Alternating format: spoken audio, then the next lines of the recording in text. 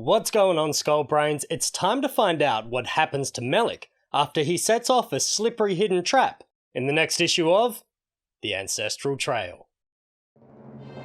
When he, who is the chosen one, shall tread upon the ancient path and battle there to overcome the forces of the dark. The Ancestral Trail, an epic story of myths, magic, and monsters. Book 22, Zyton and the Curse of Loktar, Sinister Steps in the Chambers of Fear. Yes, that's right. In the last episode, our heroes had a narrow escape with Stridor, Lord of the Mountains. After surviving an avalanche, the three make it to the Forgotten City, and, in the excitement of being so close to the next Life Force pod, Melek sets off ahead of the group, only to have the very ground underneath him turn into a flat slope, carrying him away and out of sight from his companions. So, let's find out where he's gone. But first, before we do, let's go over the Ancestral Challenge for this issue. Keep an eye out for Shumi and Shubi. In this issue, you'll also need to look for a fragment of the Evil One's mask, and see how many times you can spot this symbol known as the Seal of Loktar. In the pinned comment below, you'll find a link where you can download this issue's monsters and magic cards, have a read and see if you can guess who Zyton is based on, dragons or Guryon. Leave a comment below with your guess and I'll reveal the answer in the next episode. As for the last issue, if you guessed that Stridor is based on Bigfoot, that's honestly no surprise. Alright, are you ready? Let's do this.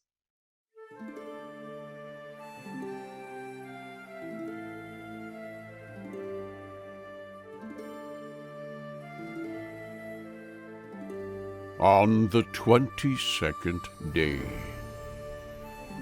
deep in geometric gloom, do not open long-sealed tomb. The curse of evil then will fall, not on one, but surely all. Seek instead the golden prize that evil guards with sixfold eyes. Follow where alone he goes, above the prize, below, who knows? Numbed by Melek's sudden disappearance, Richard and Orkin gaped open-mouthed at the slide down which he had vanished.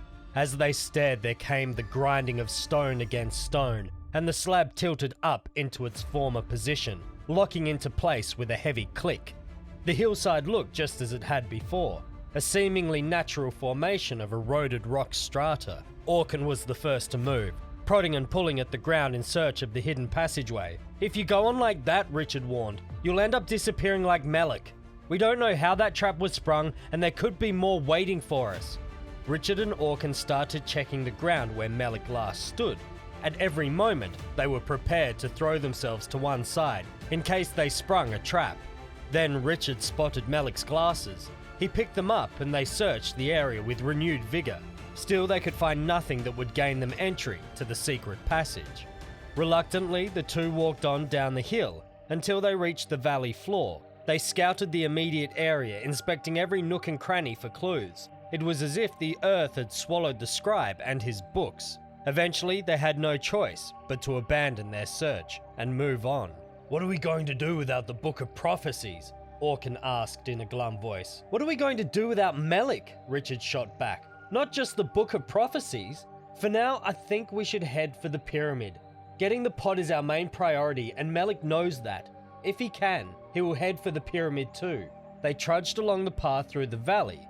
At closer quarters, they saw that the landscape was dotted with clumps of greenish-brown trees. From either side came eerie rustlings. For all the two knew, Melek might even now be lost among those trees, surrounded by whatever creatures were making those noises. As Richard pondered Melek's fate, he got his first close-up view of the pyramid.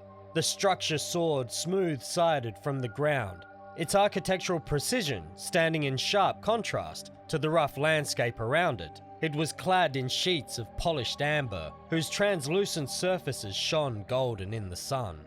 As they drew nearer, Richard and Orkin saw that the blocks around the base of the pyramid were carved with angular hieroglyphics. Richard took out the Pathfinder and walked around the pyramid searching for an entry. The arrow indicated a slab at the bottom of one of the pyramid's sloping faces. He and Orkin pushed on it, but no matter how hard they pressed, searching for a hidden catch, the amber slabs remained seamless. "The pod's in there," Richard said, "but the entrance is hidden. Orkin, where would you put a door so that people wouldn't find it?" "Where they couldn't get at it," Orkin said. "Maybe higher up the pyramid?" They shielded their eyes and peered up the gleaming slope. Just above their heads, a section of amber looked out of place. It receded slightly from the others, and was set within an image that was different from the other carvings. Orkin climbed onto Richard's shoulders and felt around the carving. There came a click, and the amber slab slid sideways. With one smooth movement, Orkin swung himself into the opening, then reached down to haul Richard up after him. They found themselves in a stone lobby whose floor was covered with dust. A heavy stone door was set in the far wall. Richard and Orkin were halfway across the lobby when they heard a deep, rumbling sound. The floor beneath them was sinking in a solid block.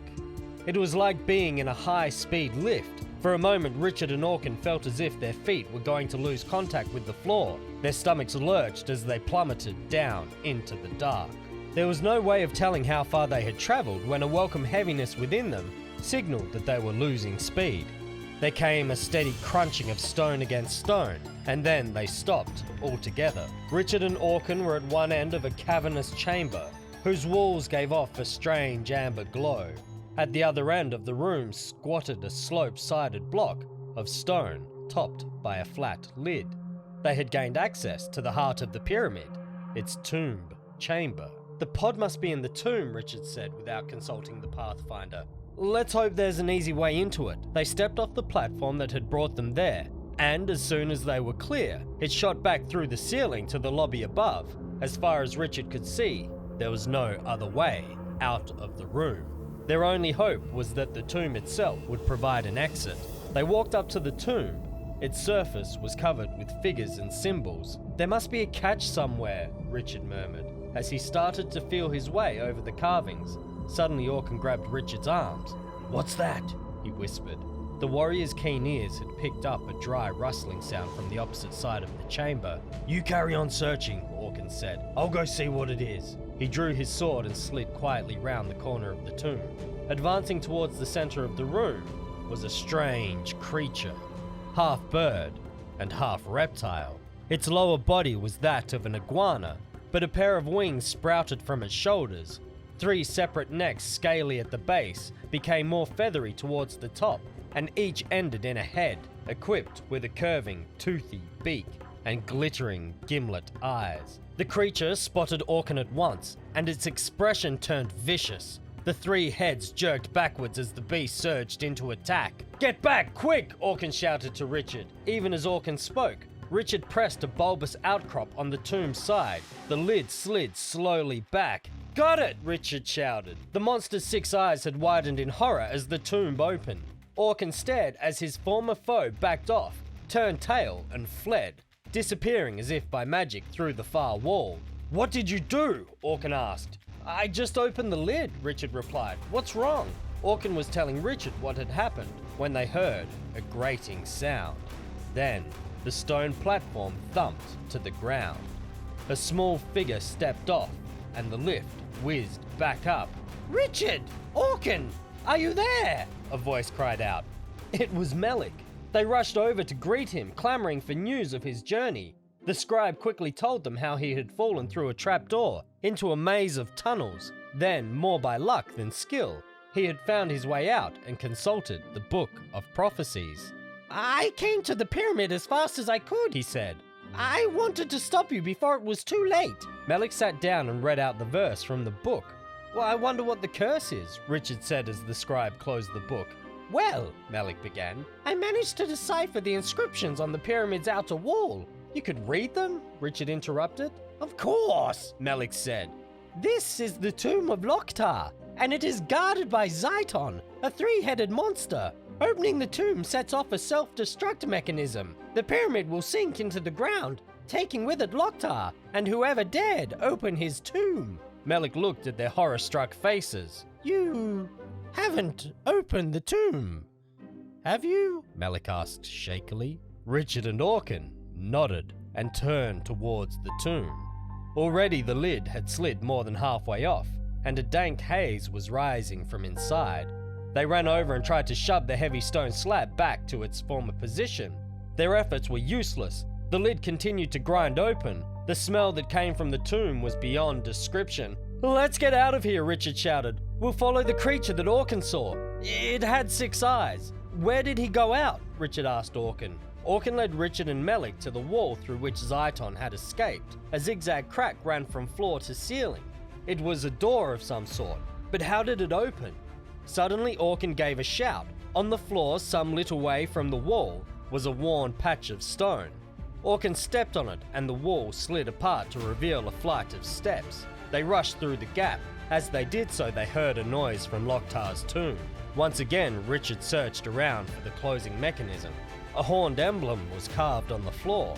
Richard pressed down on it with his foot. The wall closed silently, but just before it did, Richard thought he saw a hand reaching out of the tomb. The companions ran up the stairs in a headlong rush. The steps were cold, hard, and slithery with dust. Suddenly there came a rumble from the bottom of the stairs, the sound of the secret door being opened. The companions smelt the stench of Loktar's tomb, at the same time as they heard the slow shuffle of his corpse coming towards them.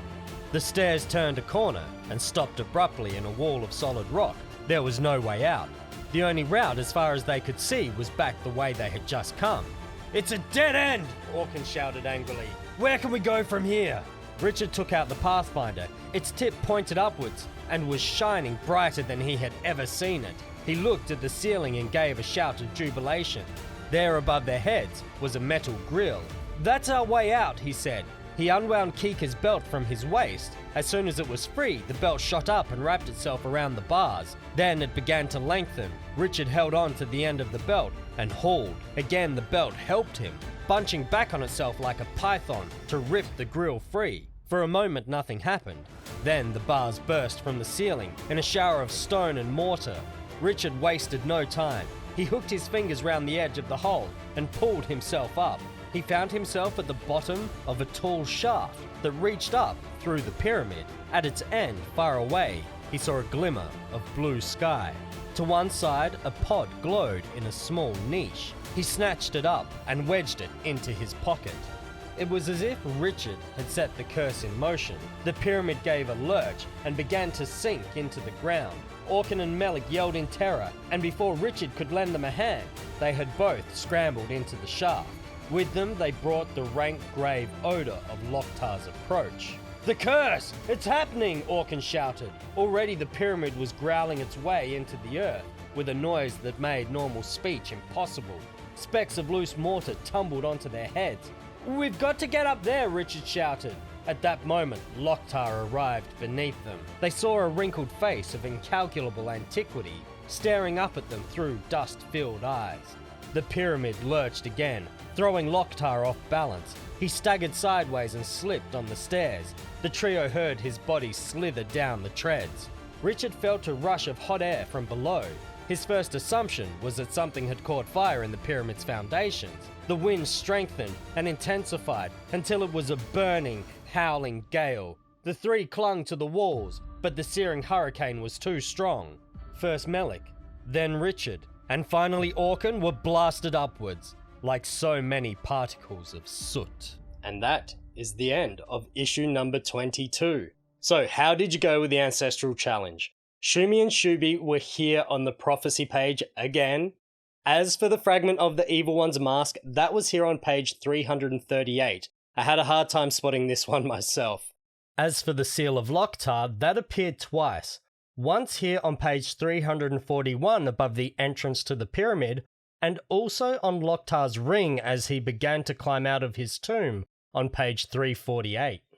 Don't forget you can download the Monster and Magic cards in the pinned comment below, and also 3 map pieces and 1 more letter token towards the Power of Evil challenge, which you can learn about in this Ancestral challenge here.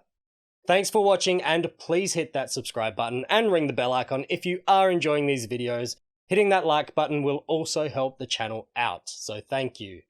I look forward to seeing you all in the next episode, so until then, stay tuned, stay skull-brained.